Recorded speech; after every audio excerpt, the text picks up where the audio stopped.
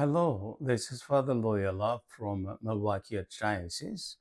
I would like to share with you some of the thoughts that came to me when I reflected on last Friday's Gospel, the Gospel of Mark, chapter 10, verses 1 to 12.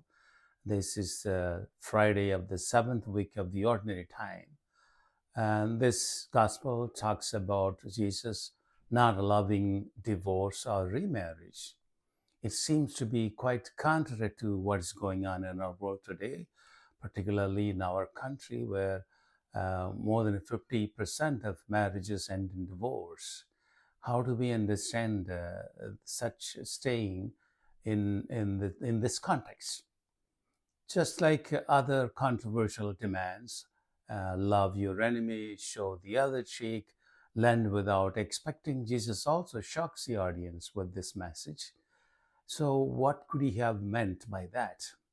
When the question was posed by the Pharisees whether or not divorce is allowed, Jesus takes to the start of a divorce situation, starting with Moses. But then he gave it as an example of hard-heartedness of male, especially in male-dominated society, which was making the decision about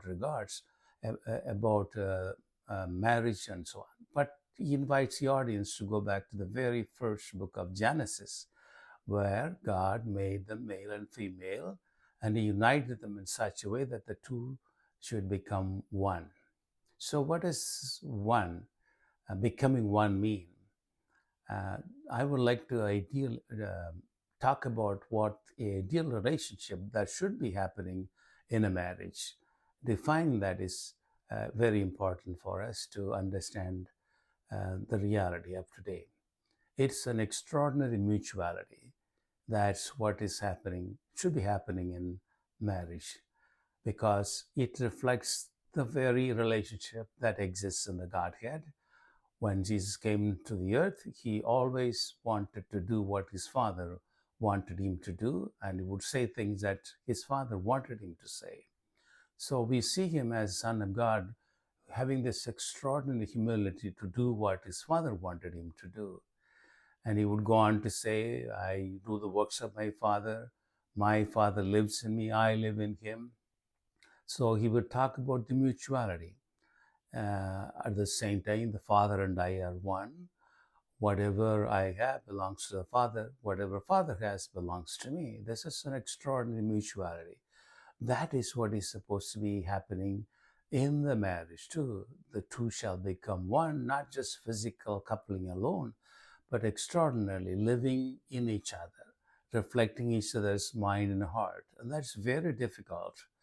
And that is what is happening. But we also find that completely doing the will of the other makes you free.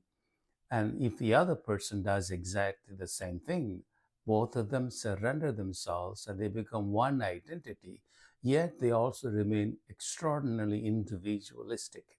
Individual as well as collective in that sense. That is what is supposed to be happening.